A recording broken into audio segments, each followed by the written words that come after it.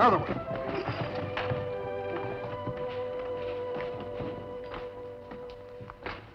Is he dead, Mr. Portis? Not yet. Somebody get Doc Maloney. Let's get him down from here. Well, shouldn't we wait for the doctor before we move him? Now, don't tell me what to do. Take his head. Let's get him down. Now, you listen to me, J. Elston. 3 of my stagecoaches have been held up, and I've lost 2 men.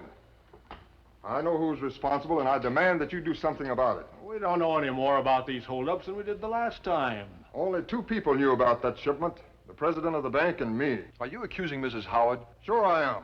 A woman's got no business running a bank. Mabel's doing a fine job. Well, if she's doing so good, how come there's a holdup each time there's a money shipment? How come she can't get anybody to work for her? I work for her. Well, that's what I mean. No real man would work for a woman. She had to hire you because no one else would work for her. Why, you... Hold on, Bill. Oh, he'll hold on. He don't want that pretty face messed up. Portis, you've been talking mighty loose for a man who can't prove anything. Me and Mabel were the only 2 people that knew about that shipment. That means that one of us must have tipped off this outlaw. Go on. Well, I didn't do it. Either Mabel does a lot of talking when she's sending out one of these shipments, or else she's staging these holdups herself to collect the insurance. You're mixed up, Mr. Portis. You're so prejudiced against me because I'm doing a man's job that you've confused fact with theory. Well, that ain't so. I could accuse you of giving information to that outlaw. Why, if you were a man, I'd make you pay for that lie. If I were a man, you'd think twice before calling me a liar. I assure you, Jay, I've told no one about this shipment. Not even Mr. Breck. That's right, I didn't know. Well, I didn't tell anyone. Beats me. This hombre gets his information somewhere, holds up the stage, and disappears. Why not stop making the shipments for a while? The mines in Copper Canyon have payrolls to meet. I'll make another shipment to replace this one. Well, don't tell anybody about it but me, and we won't have any trouble. I wish I could be sure of that. Come along, Mr. Breck. Mrs. Howard. How can you be so calm about all this? Oh, I wasn't calm. I felt like slapping his crooked face. You certainly didn't show it. Well, a lady learns to control her feelings, Mr. Breck. You know, you're really wonderful. I'm afraid you're the only one who thinks so. Everyone else resents my trying to prove that a woman can run a business. You've already proved that. I didn't want to tell them in there, but the insurance company canceled out 2 weeks ago, after the last holdup. You mean this shipment was a total loss? Oh, not to the bank. I'll cover with money my husband left me. But if there's another robbery, I don't know what we'll do. And yet you're willing to risk another shipment? I am. But this time I'm going to prove that John Portis is behind these holdups. So you see, Tonto, these holdups threaten the welfare of this whole region. A bank failure would wipe out the life savings of every family in Clifton. You know lady who run bank? I've never met Mrs. Howard, but I understand she's a remarkable woman. We never hear of lady running bank. There's no reason why a capable, intelligent woman shouldn't do anything she wants to.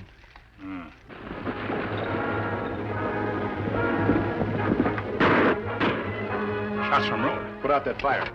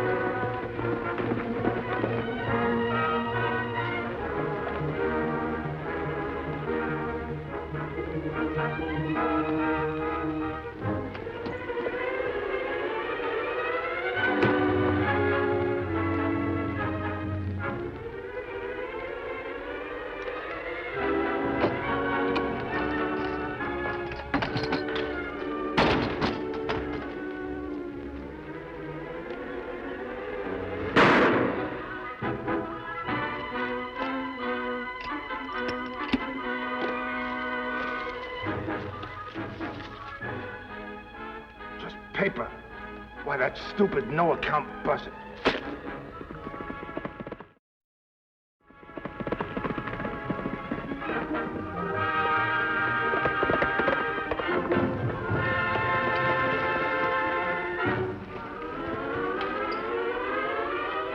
No sign of passengers, Kimasabi. Driver hurt bad?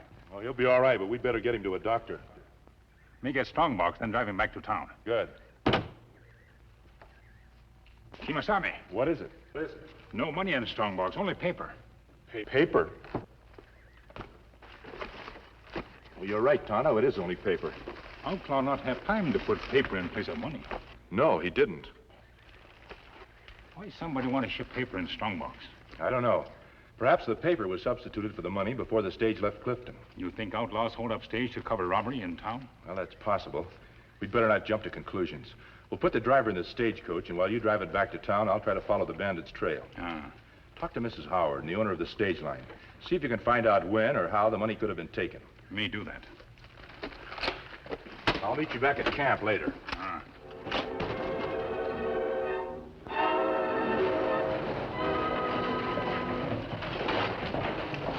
What's that? What happened? Outlaw hold up stage. Driver wounded. Where is he? In coach, him need doctor. Hey, boys, take him across the street to Dr. Maloney.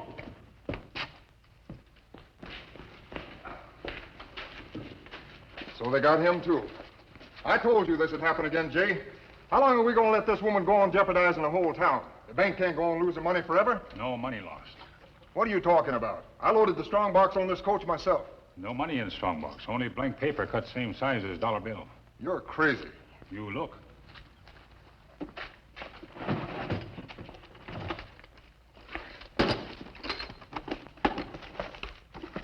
Why, there is nothing here but paper. What happened to the money, Injun? Me not know. We shoot at bandit who hold up stage. Him run away, but take nothing from strongbox. You mean to stand there and tell me there never was any money in the box? That's right, Sheriff. I baited the trap with paper. Trap? What trap? Mr. Portis, you're the only one besides Mr. Breck and myself who knew that we were making this shipment. But you didn't know that we substituted paper for money. Why'd you do that? Ask Mr. Portis to explain why a bandit would shoot a man for a worthless bundle of paper. I don't have to explain anything. Doesn't it prove that if someone is furnishing information about the payroll shipments, is Mr. Portis? That's a lie. Don't you see she staged this thing to throw suspicion on me? Then you admit it has thrown suspicion on you. I don't admit anything. I don't know what this does prove. Well, let's not discuss it here in the street. Come into the office. I'll be glad to.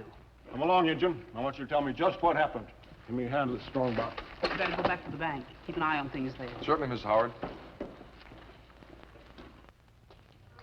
Say, got a match, mister? Sure. I want to talk to you. Not here. Meet me behind the bank. Thanks, mister.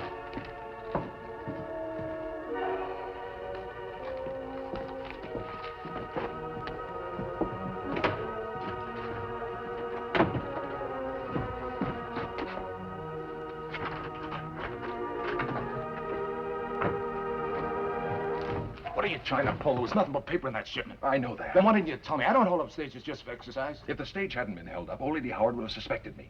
She and I were the only ones that knew that the shipment was phony. So you sent me out to get shot at by the Lone Ranger. The Lone Ranger? That's right. Masked man, white horse, Indian pound. Who else could it have been? Then we better lie low. No, I've got a different idea. You know how to open the bank vault. Let's make one big haul and clear out. And spend the rest of our lives dodging the law? Don't be a fool. Nobody has anything on us. If the masked man is going to suspect somebody, it'll be John Portis, not us. If we run for it now, we're liable to be in real trouble. There's something in that. Sure there is. And don't worry about the Lone Ranger. If we have to, we can handle him. I'll see you later. Right.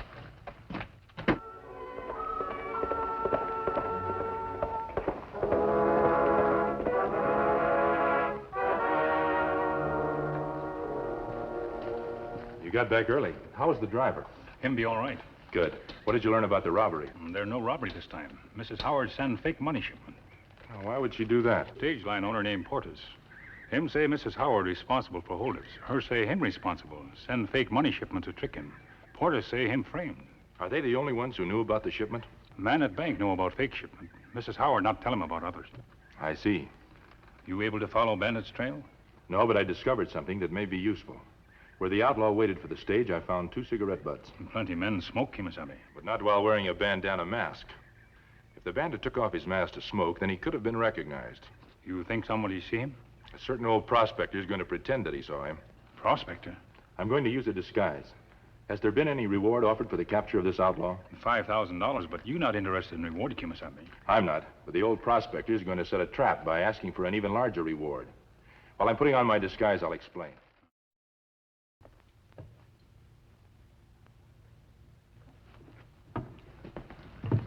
Howdy there, young feller. Kind of got you fenced in. Just a moment and I'll take care of you. Well, I don't need to be taken care of.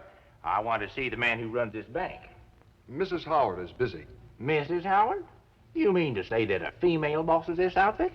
Yes. Well, I don't cotton to that kind of foolishness. Woman's got no business being in business. You're entitled to your opinion. But I'm not narrow-minded. Now, you tell Miss What's-Her-Name that I'll see her. You don't seem to understand. Mrs. Howard doesn't want to see you. When did she say that? Well, she didn't exactly say that. I'm sure she's Just as I thought. Mrs. Howard! Hey, Mrs. Howard! fool. Mrs. Howard!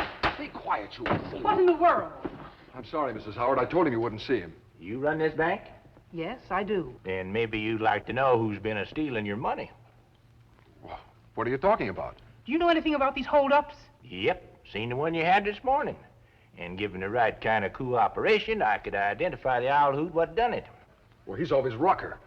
The driver and the Indian both said the bandit wore a bandana mask. Well, supposing I seen him before he put up his bandana. Oh, what do you mean?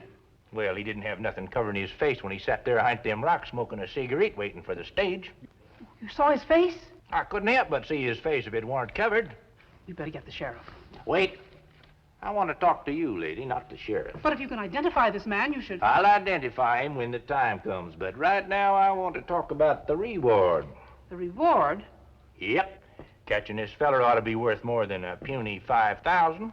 Why, you and that feller that owns that stage line ought to be able to scrape up 10,000. You're crazy. How do we know he's telling the truth? I wouldn't give him a cent. Suit yourself. Be seeing you. This is extortion. I don't care what you call it, lady, as long as it adds up to $10,000. All right. Wait here. That's more like it. Why, she's a right nice lady.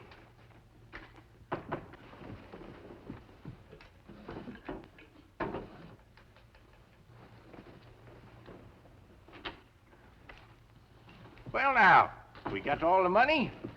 I sure have. Right here. Raise your hands. Why, what's the idea? I'm taking you to the sheriff. Well, that's a dirty trick. I come here to help you, and you pull a gun on me. You're going to do your duty as a citizen, whether you receive a reward or not. Are you sure you can handle him alone, Mrs. Howard? Quite sure. Close the bank, Mr. Brick. Our customers will understand. Yes, ma'am. The sheriff's office is right across the street.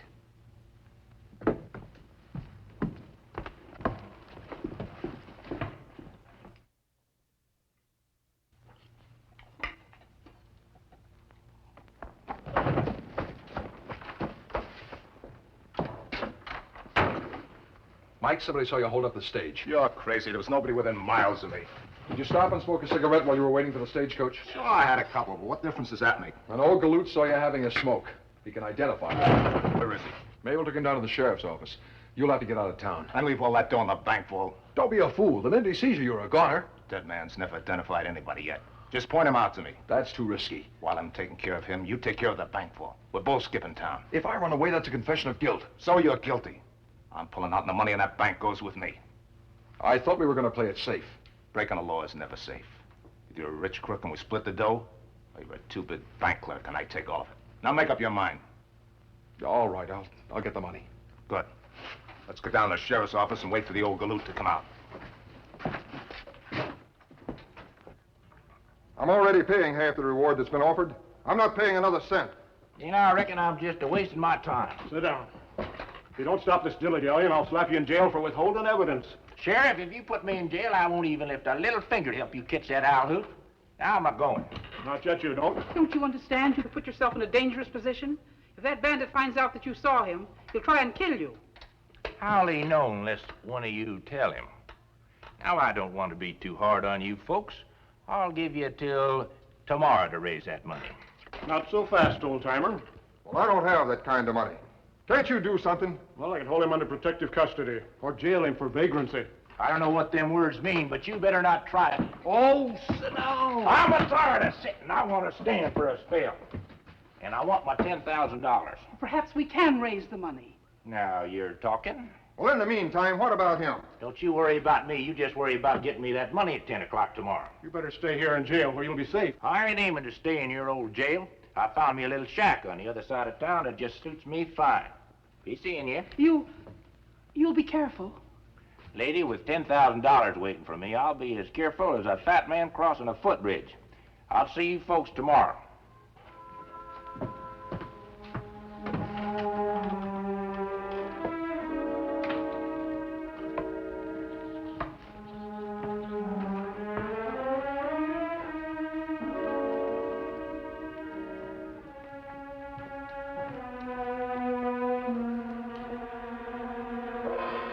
goes. Good. Get the money out of the bank vault and meet me back at my place. As soon as we're rid of the old man, why can't we just lie low? Nothing will have changed. Nothing except the Lone Ranger being here. When he's on your tail, it don't pay to hang around after a killing. Get going. This won't take long.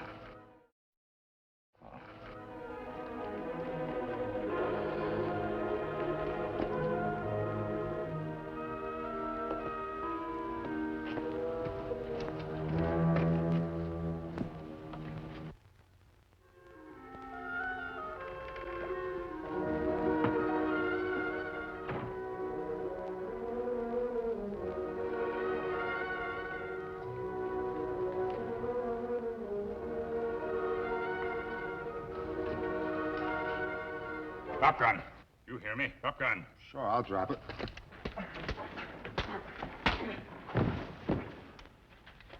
What happened, Tonto? Did he jump you? Him plenty quick. Who is he? May not know, but him try to shoot you.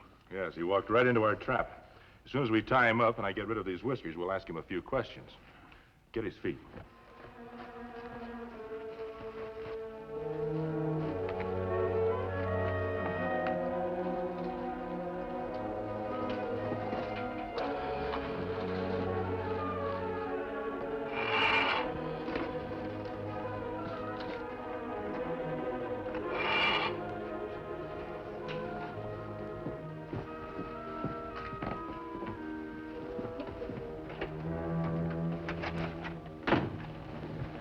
Don't raise your voice, Mrs. Howard.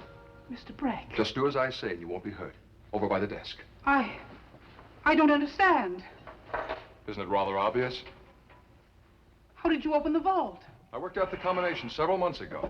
By checking the vault, I knew when you were preparing to make a payroll shipment. Then you were behind these holdups. That's right. And I trusted you. You're going to bankrupt an entire community just so that you can... That's enough, Mrs. Howard. Over by the door. Well, where are you taking me? To a place where you'll be safe until I can get out of town. Go on.